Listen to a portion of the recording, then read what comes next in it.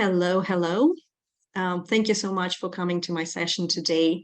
And a huge thank you to Trinity College London and to the Regent's University London for organizing this conference and for allowing me to be part of it. So let's go. Yeah.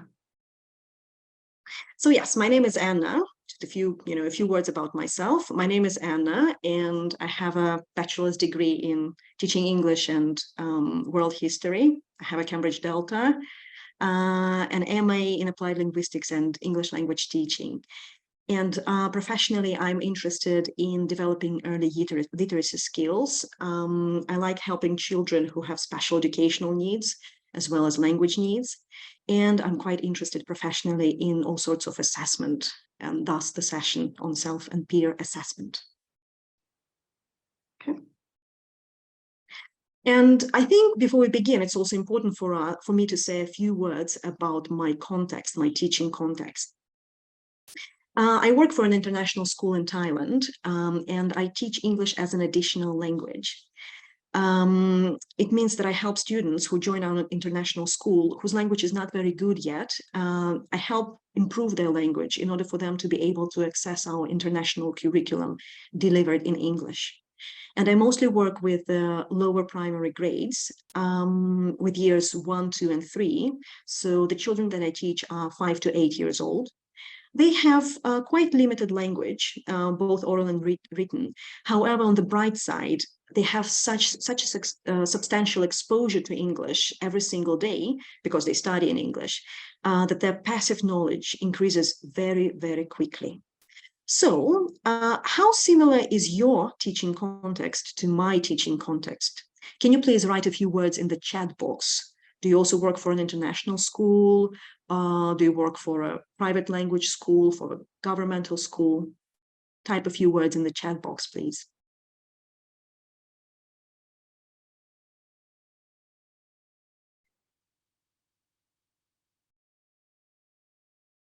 Yep, language center in Vietnam, a little bit different, yeah. But hopefully not so different because my students are language learners as well. Anyone else? Private local school, international kindergarten, brilliant. Homeroom, private language school, not much exposure. Freelance private teacher.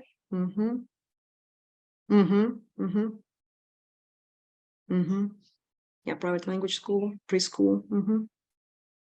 International school. Brilliant private teacher. British Council, Paris, public school in Italy. Excellent, excellent, excellent. Well, I really hope, honestly, because my students, their language is not, that good, to be perfectly honest, especially when they start at our school. So I really hope that, whatever we're going to talk about today in our session is going to be useful for anyone and everyone, regardless of where you work for an international school or whether you work for a private language center or for a governmental school in one of the countries of the world. Okay. So also, before we start talking about self and peer assessment, I think it's really important for us to be on the same page about what assessment for learning is, because self and peer assessment, they are crucial for assessment for learning. So can you please, again, in the chat box, write what you understand by assessment for learning? Can you write maybe a very brief definition to make sure that we all work from the same concept here?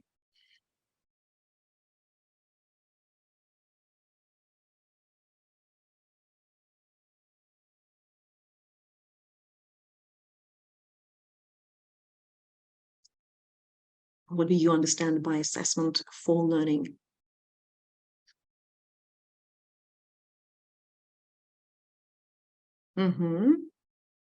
Thank you. Measuring the student's knowledge and skills. A tool. Yep, got it.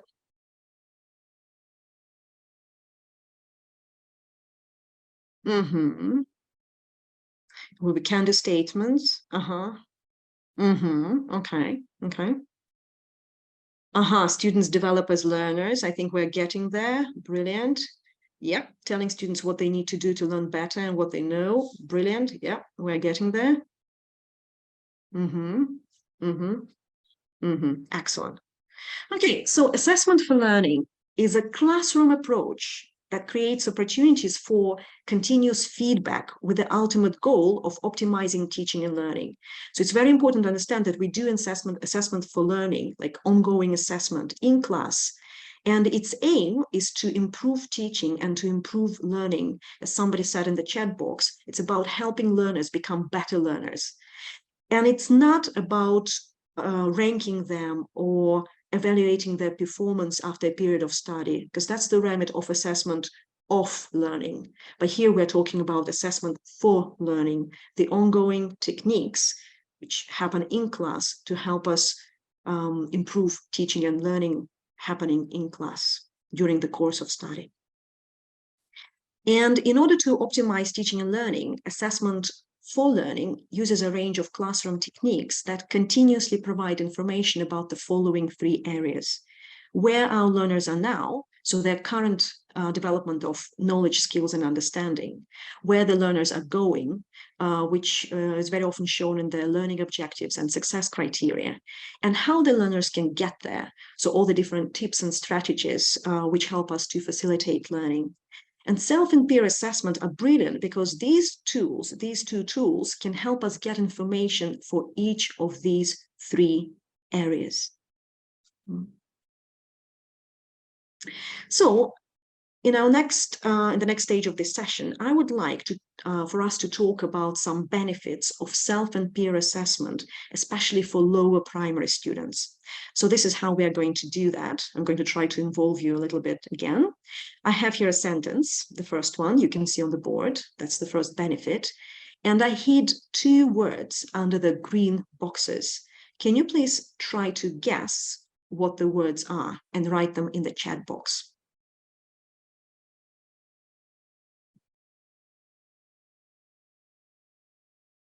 Brilliant. Yep. Yeah, the second one. Yay. Well done. Well done. Well done. Lovely students you are. Yep. Exactly. Developing essential. So the first benefit of self and peer assessment is developing essential transferable skills of critical thinking and giving feedback. These skills, they're so crucial for us in our everyday life, right? It doesn't matter whether you're a child or an adult, a student, or an office worker. These skills are crucial for everyone to have.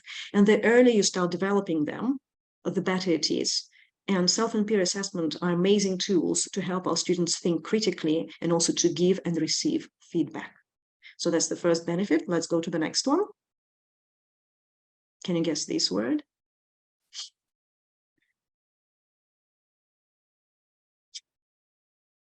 Excuse me.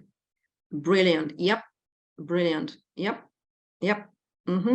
Excellent. Excellent. Excellent. Of course, we want to encourage our students to take ownership of their learning. We want our students to be more independent. We want to promote learner autonomy because we can't always be next to our students. So they need to be able to continue with their learning and improve their learning after they leave our classrooms. Let's go to benefit number 3.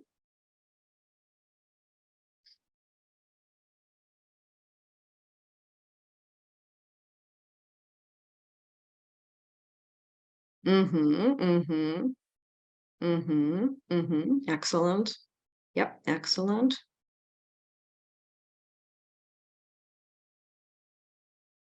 Yep.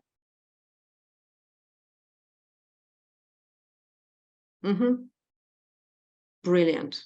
Brilliant. Well done. Yeah, I'm happy we're on the same page, of course. Allowing teachers to focus on the areas that are truly important for their learners and to provide more personalized help.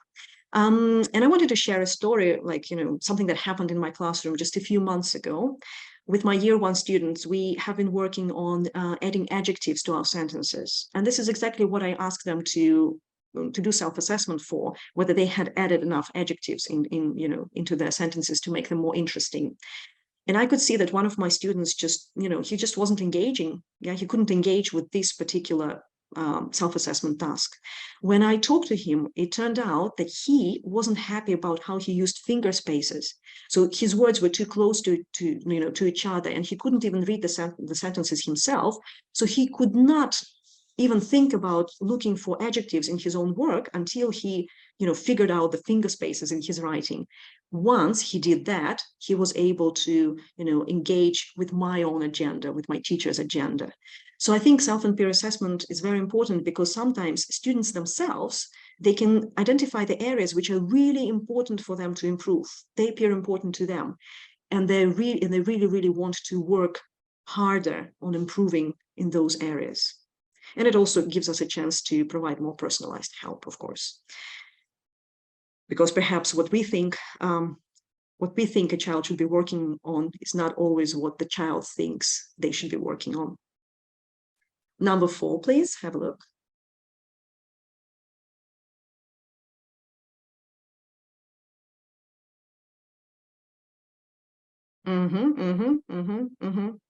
Excellent. Excellent. Brilliant. Brilliant. Yeah, self-esteem, self-confidence, engagement. Brilliant. Yeah.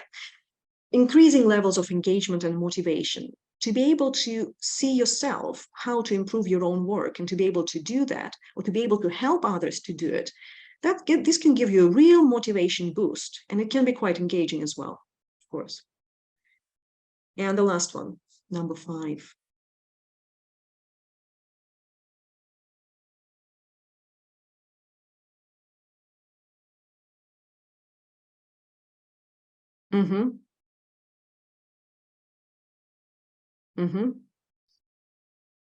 Yep. Cooperation, participation, interaction. Yeah. Yep. Involvement. Yep. Yep. Promoting student collaboration or cooperation and dialogue. I think it's especially, kind of related to peer assessment. In our lives, we have to take feedback on board from other people, and we have to either take it on board and agree with it, or we have to engage in a discussion about this feedback and be polite about it, right? So I think the moment we start teaching peer assessment and self-assessment, that's when we start teaching our skills, teaching our students the skills of collaboration, of cooperation, and listening to each other, really listening to each other, and starting this dialogue about how to improve their work. So these are the 5 benefits of self and peer assessment. And now let's talk about the challenges of self and peer assessment. They're very, very big, and they're very, very tangible. So it's important that we understand them and that we deal with them in our classroom. So have a look at this sentence. Again, I hid a few words from each sentence. So can you please think about how you would finish my idea? Write a few words in the chat box.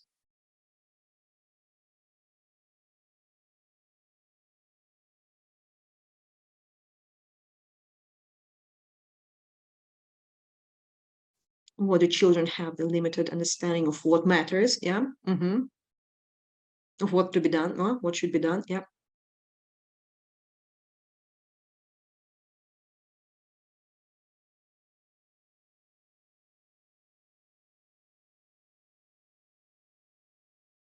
Yeah, of what the task was, yeah, of what the objectives are, absolutely, yeah.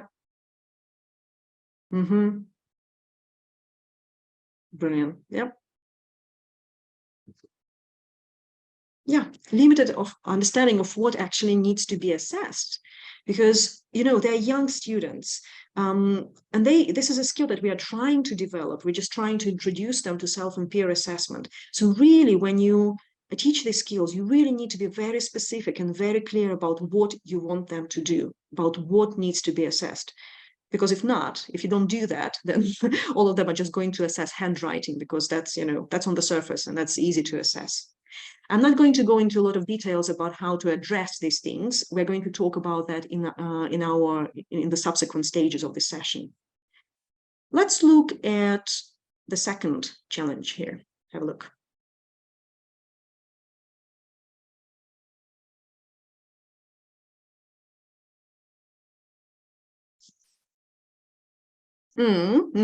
Yeah, lack of rapport. Objectivity, understanding, objectivity, Criticism. Yeah. Interaction. Yeah. Lack of objectivity. Yeah. Friendships do matter. Yeah, they want to say only good things to their friends, and equally they can be quite mean towards the students they don't like in their class. So we really need to make sure that, when we do our assessment, that it's evidence based. Yeah, we base it on what we see in the actual work that had been done. Again, we're going to talk about it a little bit later. Number 3, please.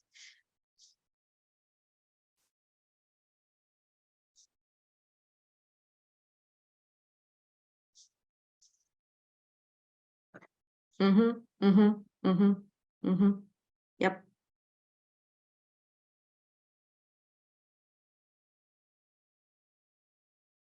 Yeah.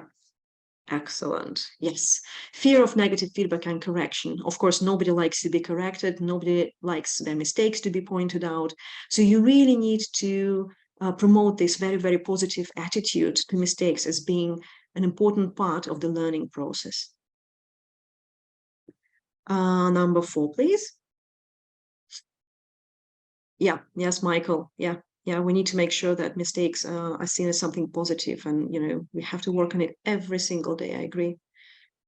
No clear instruction. Yep. Yep. Yep. Mm-hmm. Mm-hmm. Mm-hmm. Mm-hmm. Mm-hmm. Mm-hmm. Mm-hmm. Mm-hmm. Purpose. We're getting there. Yep. Mm-hmm. Yep. Yep. My answer here was no clear follow-up or no clear outcome. Sometimes I see brilliant self and peer assessment activities done in my colleagues' lessons, but I do not see the outcome. We don't just go through the motions of self and peer assessment for the sake of these motions, right? We do it for the sake of improving learning and improving our students and giving our students a chance to improve their work. So unless we give them a chance to do that, self and peer assessment they're never going to be as effective. We really need to make sure that there is this clear follow-up. What's going to happen next after we did self and peer assessment? Number 5.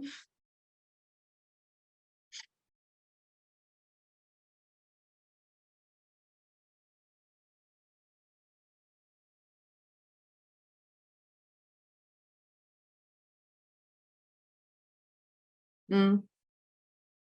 Mm-hmm. Yep. Intimidating. Yeah. Undervalued. Wasteful. Yep. Time consuming. Overwhelming. Absolutely. Yeah. Yeah. Yeah, I also went for time consuming because it takes, it's just like any other skill. If you want a skill to be developed, especially if you're working with younger children, you need to spend a lot of time and energy. Yes, energy consuming as well. A lot of time and energy doing this. And, you know, and sometimes you think, oh my God, should I rather just go and teach grammar again? Because, grammar is something, they need to use better after all. But then if you think about it, we don't hesitate to teach our children like critical thinking skills. We don't hesitate to teach them to cooperate better with their peers, right? So it's just another skill. If you want this skill to be developed, you need to make sure you find the time in your curriculum to do that. Mhm. Yeah, grammar may seem more solid in terms of outcome. However, in the long run, I think self and peer assessment, they're also the skills that can be applied in almost any aspect of life. So they're also worth teaching after all. And the last one. Yeah. Grammar is familiar, right? We all love teaching grammar.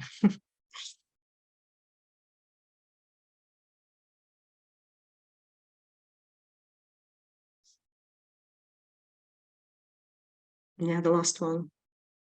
Yeah, yeah. Dissonance, yeah. mm-hmm. Mm-hmm. Mm-hmm. Mm-hmm. Yeah, it's cognitively challenging. It is. Overload. Yep. Yeah, yeah. Yes, cognitive challenge, the cognitive difficulty, and the boredom, of teaching a difficult skill. This is something, yeah, this is really, really something that we need to think about. Yeah, and we need to think about how we are going to make it accessible for our students, and also how we are going to keep it fun, at least a little bit fun for them, so that they don't feel stressed and bored each time they have to do self and peer assessment. Excellent. Thank you so much. And as promised, now we're actually going to talk about how to address these challenges. And I'm going to explain to you how these challenges were addressed in my context.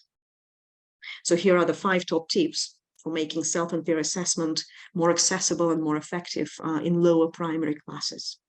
Here it comes, the first one. Make it consistent and make it explicit. So in my school, so I work for an international school, and we teach the International Primary Curriculum, the IPC curriculum.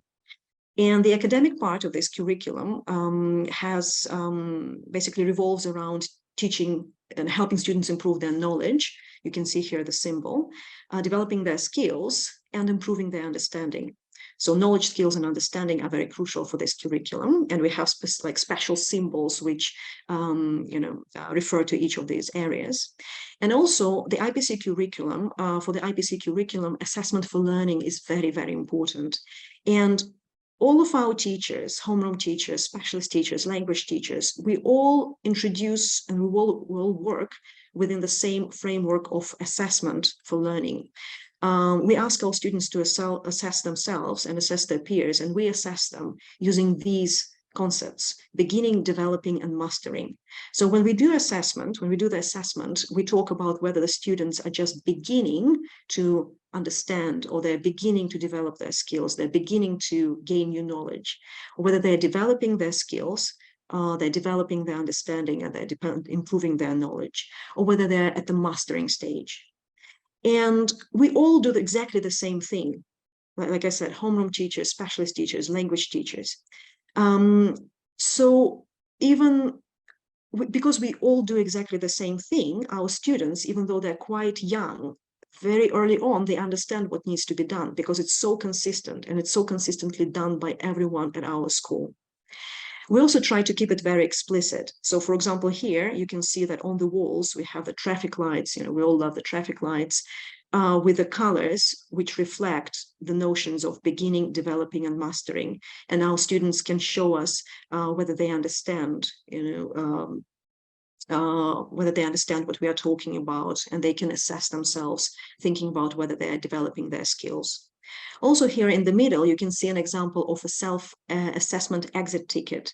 We have been working in this particular lesson, we have been working on prepositions of place. So at the end, I ask my students to come to the board and to write their name in one of these boxes: beginning, developing, and mastering. And here, for example, at the bottom, you can see the top of a handout with the success criteria of reading longer words and sentences with a f sound. And you can see here that we're using exactly the same symbol, the skill symbol. So our students know that we're working on a skill. And here is a tiny box which we use to color to do self or peer assessment or teacher assessment if necessary. So again, it's all very consistent and it's all very explicit. It's on the handouts, it's on the walls, it's in our presentations. And this is what helps our students to understand the whole system and to start participating in self and peer assessment quite well and quite early on. Okay, so that's the first thing, the first tip. Now, number 2. You need to make it regular, and you need to allow time for this to happen. So at the beginning of the year, when we started thinking about how we are going to make it regular, how we're going to introduce self and peer assessment quite regularly into our schemes of work, we decided that probably the easiest way for us to make it happen is to make sure it's in all of the crucial materials. So for example, here in the middle, you can see a screenshot of our presentation, one of the presentations that we use in our lessons. And in our presentations, the final slide is always a slide which engages students in self or peer assessment. So this final slide is always there. Here, you can see an example of a handout. Again, we have the success criteria at the top. We have the symbols for skills and for understanding. And again, there is this square for our students to do self and peer assessment. So again, we made it regular by putting it everywhere in all of our materials. And then we also started thinking about how we are going to make sure that we have enough time to do self and peer assessment. And we looked critically at our curriculum at the beginning of the year. And we decided that, if we want to create time for this to happen, well, we'll have to sacrifice something. And we found the lessons. We looked at our curriculum quite critically, and we found the lessons that we felt could be skipped if we don't have the time. Because for us, developing self and peer assessment skills was more of a priority. So by sort of sacrificing some of the lessons, we created this time for self and peer assessment to happen. And to be fair, in the long run, our students, they became so good at doing self and peer assessment that in the long run, we didn't even feel that we had to sacrifice too much. But on the way, we helped our students gain these valuable self and peer assessment skills. Tip number 3, making it simple, making it concrete, and making it visual. So definitely you need to keep it very, very simple.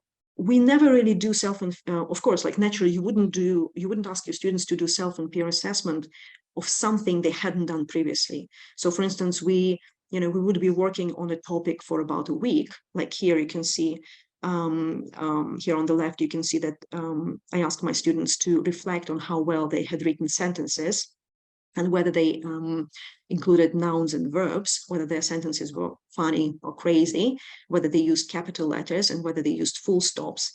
And when my students were asked to assess their own work and to assess their peers' work, they only needed to choose one criteria, one of these 4 criteria. And again, they knew what these were because we had been working on them for a week. So they just came to the board and they wrote NV or SC or CL or FC in one of these boxes, depending on whether they felt, this needs to be improved or whether they had done it quite well.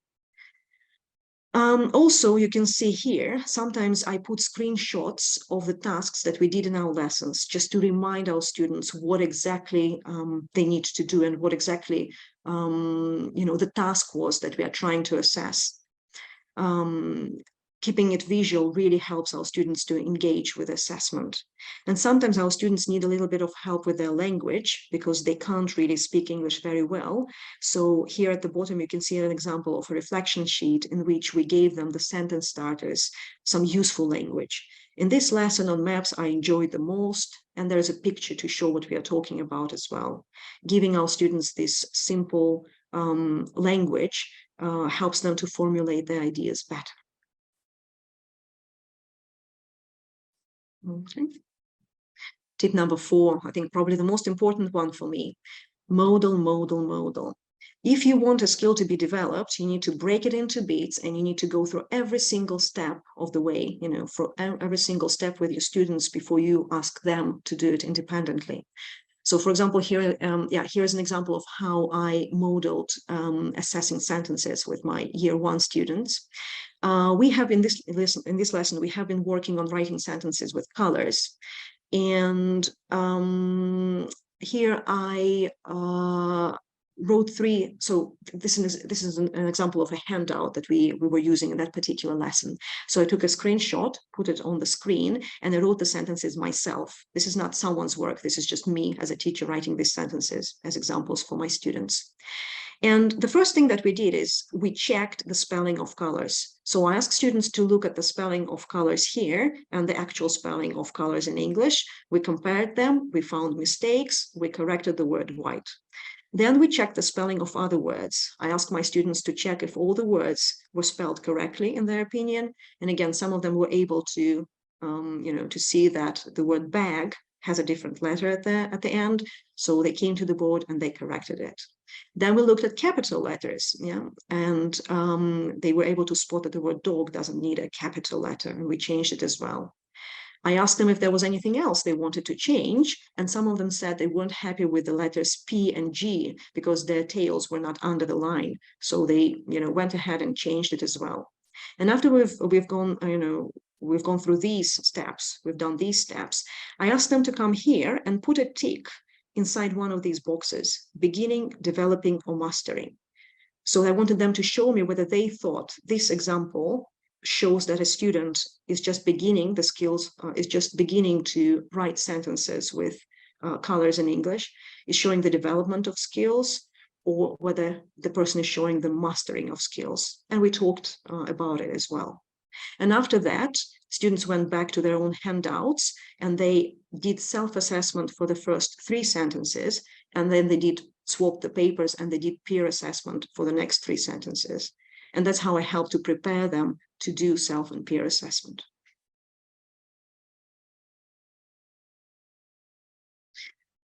Okay, so tip number 5, keeping it active and keeping it fun. Of course, self and peer assessment is tricky, right? It can be quite challenging. But you know what I like about my students? I don't know if it's the same about your students. It doesn't really take that much to make something fun for them. So, for example, some of my learners, they really, really just like color-coded sticky notes, and that's such a minor thing already makes it, so much fun for them to give feedback to their peers.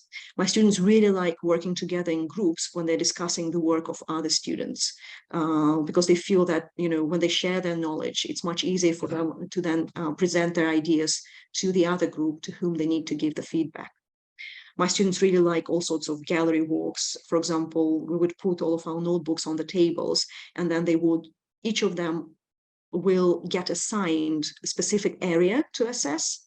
For example, I don't know, the use of capital letters, the use of full stops, the use of descriptive language, etc. And then they would walk around and read every single person's work, and then they would give feedback about whether the person had used all those things well, or whether this is an area for improvement.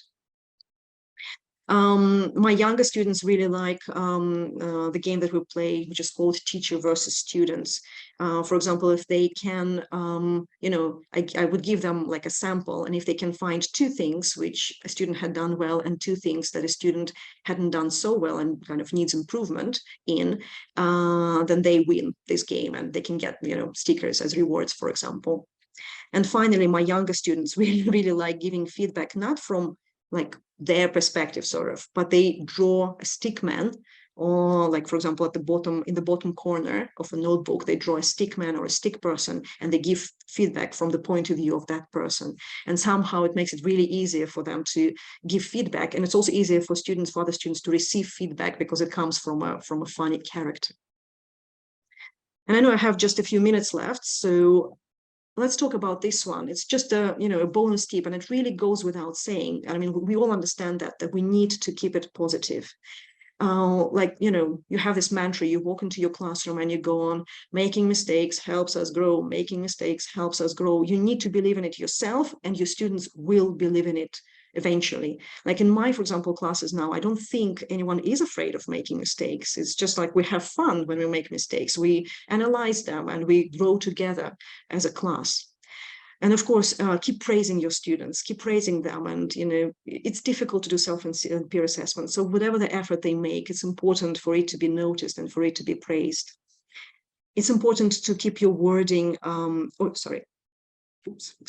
It's important to keep your wording positive. For example, you ask the questions like, what did you do well? And instead of saying, what didn't we do well?